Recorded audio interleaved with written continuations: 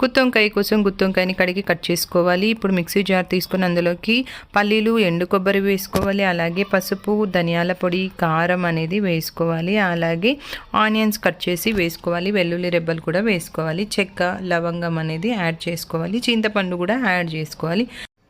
ఉప్పు వేసుకోవాలి. అలాగే గ్రైండ్ చేసుకోవాలి. కచ్చాపచ్చాగా గ్రైండ్ చేసుకున్న తర్వాత కొత్తిమీర అనేది యాడ్ చేసుకోవాలి. ఇప్పుడు 4గా కట్ చేసుకున్న ముక్కల్లోకి మనము ఈ పేస్ట్ని పెట్టేసుకోవాలన్నమాట. ఇప్పుడు పెనం పెట్టుకోవాలి. నేనైతే మట్టి పాత్ర తీసుకున్నాను. మట్టి పాత్రలోకి ఆయిల్ వేసుకొని జీలకర్ర, ఆవాలు వేసుకోవాలి. అలాగే కొద్దిగా కరివేపాకు కూడా వేసుకోవాలి. వేసిన తర్వాత ఈ మనం మసాలా పేస్ట్ చేసి పెట్టుకున్నాం కదా గుత్తి వంకాయలు, అవన్నీ కూడా వేసి బాగా వేగనిచ్చుకోవాలి. ఆయిల్లో బాగా వేగిన తర్వాత మనం పేస్ట్ కోసం యూస్ చేసిన మిక్సీ జార్ని కొద్దిగా కడిగేసి అలాగే వాటర్ని కూడా యాడ్ చేసుకోవాలి. మూత పెట్టి బాగా ఉడికించుకోవాలన్నమాట. బాగా ఉడికిన తర్వాత ఎంతో రుచికరమైన గుత్తి వంకాయ అనేది మనకు రెడీ అవుతుంది. మీరు కూడా ఇలా ట్రై చేయండి. ఎలా వచ్చిందో కామెంట్ సెక్షన్లో